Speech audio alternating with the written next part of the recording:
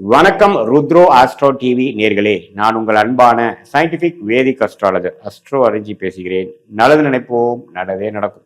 இப்ப பாத்தீங்கன்னா செப்டம்பர் மாத பலன் எப்படி இருக்க போகுது மேஷ ராசிக்கு அப்படின்னு நம்ம பார்க்க போறோம்.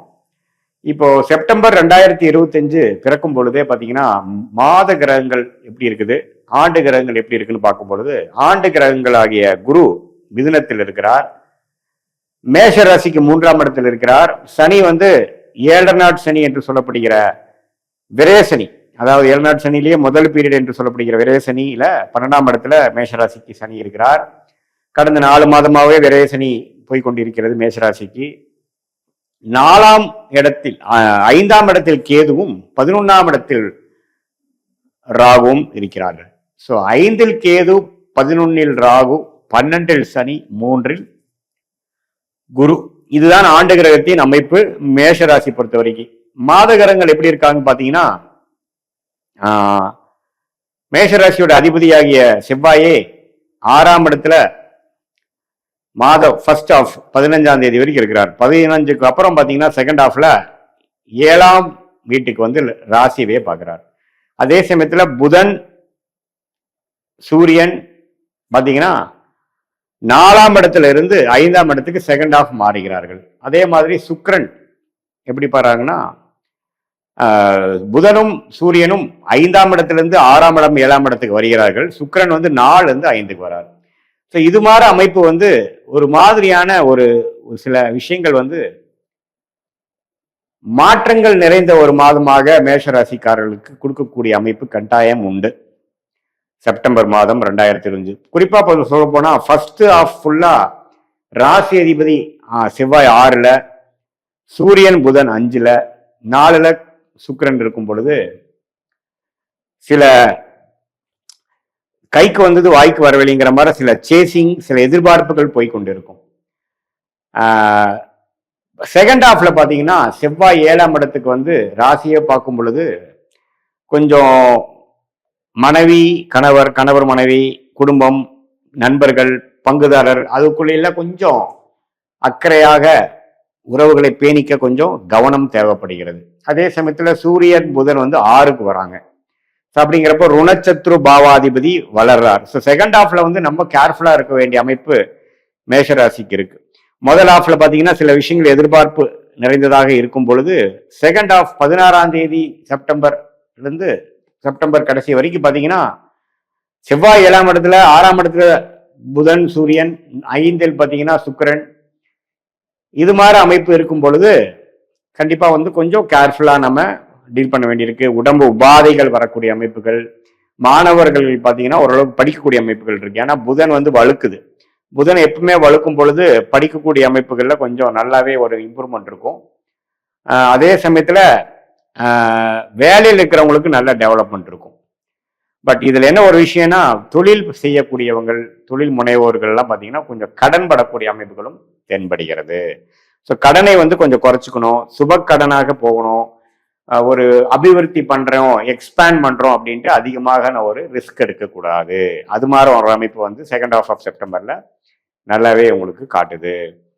ஸோ அப்படி இருக்கும் பொழுது என்னதான் குரு 3ஆம் இடத்திலிருந்து 7ஆம் வீட்டை பார்த்தாலும் ராசி அதிபதியை பார்க்கும் பொழுது சில விஷயங்கள், இந்த பங்குதாரர் விஷயங்கள், கான்ட்ராக்ட்ஸ், புதிய அசோசியேஷன், அதுல எல்லாம் கொஞ்சம் ஒரு மாதிரியான பிரச்சனைகள் வந்து அதுக்கப்புறம் தீர்ந்து நல்ல ஒரு அமைப்பு கொடுக்கும்.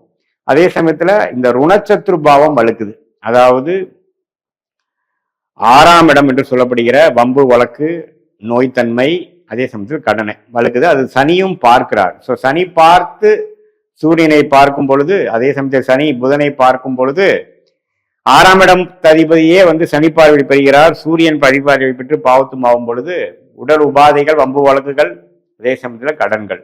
அது வந்து செகண்ட் ஹாஃப் ஆஃப் செப்டம்பர் வந்து தொழிலதிபர்களுக்கு அதிகமாக கொடுக்கக்கூடிய அமைப்புகள் உண்டு. அதனால இன்வெஸ்ட்மெண்ட் லைன்ல இருக்கிறவங்க, தொழில் முனைவோர், புதுசா தொழில் ஆரம்பிக்கணும்னு நினைக்கிறவங்க, அவங்க எல்லாம் பாத்தீங்கன்னா கொஞ்சம் பினான்சியல் விஷயத்துல கொஞ்சம் கேர்ஃபுல்லா இருங்க.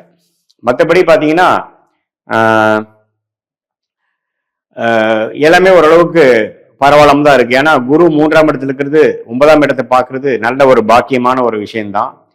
பாகிஸ்தானம் வலுப்பெறுகிறது. பட் என்னதான் இருந்தாலும் 2025 ஏப்ரல் மாதத்திலிருந்தே சனி 12ஆம் இடத்திலிருந்து 7.5 நாள் சனி ஸ்டார்ட் ஆகிறதுனால விரயங்களுக்கு குறைவே இல்லை. விரயங்கள் அதிகமாக இருக்கும், செலவுகள் அதிகமாக இருக்கும். குடும்பத்துக்காக, குழந்தைகளுக்காக, படிப்புக்காக, அவங்களுடைய சுப விஷயங்களுக்காக நிறைய செலவுகள் இருக்கும்.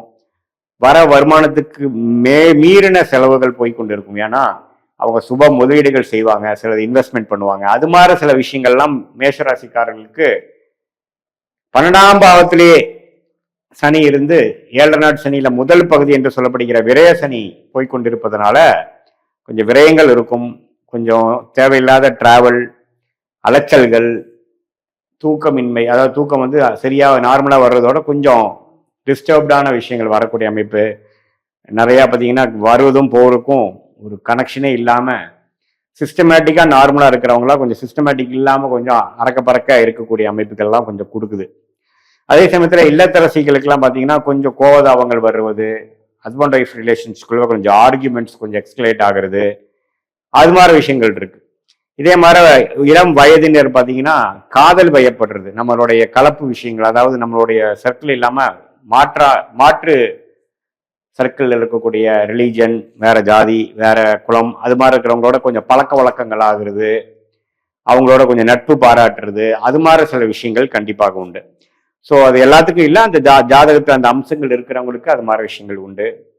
அதே சமயத்தில் சூரியனே வந்து முதல் ஆஃப்ல வந்து 5ஆம் இடத்துல வலுத்திருக்கும் பொழுது அரசு சார்ந்த விஷயங்கள், குழந்தைகள் மூலமான சில நற்செய்திகள், அது மாதிரி விஷயங்கள் கொடுக்கும். செகண்ட் ஹாஃப்ல தான் பார்த்தீங்கன்னா நம்ம கேர்ஃபுல்லா இருக்கும். ஏன்னா சனியும் சூரியனும் பார்த்து கொள்கிறது. சனியும் 6ஆம் வீட்டதிபதி புதனும் பார்த்து கொள்ளும் பொழுது நாம ஏதோ ஒன்று பேசும் பொழுது கார்பரேட்ல நீங்க ஒரு இமெயில் பண்றீங்க, ஒரு ப்ரெசன்டேஷன் கொடுக்குறீங்கன்னா கரெக்டா நீங்க வந்து கம்யூனிகேட் பண்றீங்களான்னு பார்க்கணும். அதே சமயத்துல ஒரு பொலிட்டிக்கலி மோட்டிவேட்டடான ஒரு விஷயத்துல போய் நாம மாட்டிக்கிறது, தேவையில்லாம வந்து ஸ்கேம் ஆகிக்கிறது, யாருக்கோ போய் நம்ம ஜாமீன் மாற நம்ம போய் பண்ணும் பொழுது நமக்கு பிரச்சனை வந்து பெருசா ஆயிடுறது, அது மாதிரி விஷயங்கள்லாம் இருக்கு. So second half of September பார்த்தீங்கன்னா குறிப்பாக 3rd and 4th week of September 2025 வந்து மேஷராசிக்காரர்கள் கொஞ்சம் வம்பு வழக்குகள், கடன் விஷயங்கள், வேலையில் இருக்கக்கூடிய தன்மை, அப்புறம் உங்களுக்கு வந்து உடம்பு உபாதைகள், இது எல்லாத்தையுமே கொஞ்சம் கேர்ஃபுல்லாக பார்த்துக்கணும். கொஞ்சம் மென்டலாக நீங்கள் வந்து டிப்ரெஸ்டான விஷயத்துக்குள்ளே போகாமல் கொஞ்சம் பாசிட்டிவாக இருந்து எது மாதிரி விஷயங்கள் நமக்கு ஜாதகம் இல்லாமல் போவதுக்கு வாய்ப்பு இருக்கோ அதுக்கு நீங்கள் முன்னெச்சரிக்கையோட கொஞ்சம் செயல்படக்கூடிய அமைப்புக்கு தேவைப்படும். மற்றபடி பார்த்தீங்கன்னா மேஷ ராசிக்காரர்களுக்கு ராசி அதிபதியே குருவின் பார்வை பெற்று அப்படி வரனால எல்லாத்தையுமே சமாளிக்கக்கூடிய ஒரு அம்சமும் கண்டிப்பாக கொடுக்குதுங்க. ஸோ மேஷ ராசிக்கு பார்த்தீங்கன்னா கண்டிப்பாக வந்து ஃபர்ஸ்ட் ஹாஃபோட செகண்ட் ஹாஃப்ல கொஞ்சம் கவனம் தேவை. பொதுவாக வந்து செப்டம்பர் மாதம் வந்து எல்லா இம்பார்ட்டண்டான முடிவுகள் எடுக்காம கொஞ்சம் பொறுமை காத்து எந்த மாதிரி விஷயத்தை பிளான் பண்ணி அடுத்த வரக்கூடிய மாதங்கள்ல வந்து நீங்க அதை எக்ஸிக்யூட் பண்றது நல்லது. இது வந்து பொறுத்திருந்து கவனித்திருந்து செயல்படக்கூடிய ஒரு முக்கியமான ஒரு மாதமாக செப்டம்பர் 2025 மேசராசிக்காரர்களுக்கு வருகிறது. இப்போ நம்ம பேசின அந்த பெயர்ச்சி பலனையும் கோச்சார பலனையும் சேர்த்து வைத்து பார்க்கும் பொழுது துல்லியமான பலன்களை எடுத்து அது மூலமாக நீங்க வாழ்க்கை முடிவுகளை எடுத்து இந்த சயின்டிபிக் வேதிக் அஸ்ட்ராலஜி முறை மூலமாக நல்ல ஒரு பலனை நீங்கள் அனுபவித்து வெற்றி பெற முடியும் என்று இந்த வீடியோவில் கேட்டுக்கொள்கிறேன். மீண்டும் மற்றொரு காணொலியில் சந்திப்போம். நன்றி, வணக்கம்.